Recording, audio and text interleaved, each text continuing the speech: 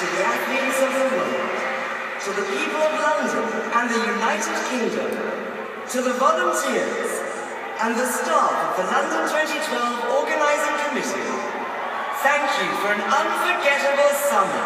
And thank you for inspiring a generation. Good night and goodbye. At the end of the most exhilarating, life-affirming summer of sport, a night to remember for the rest of our lives.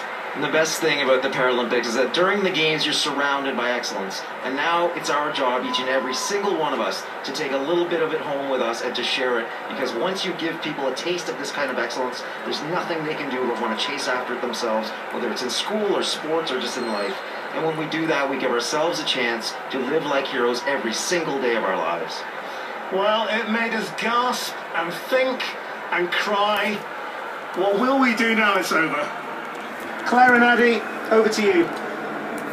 Well, one thing we will do is not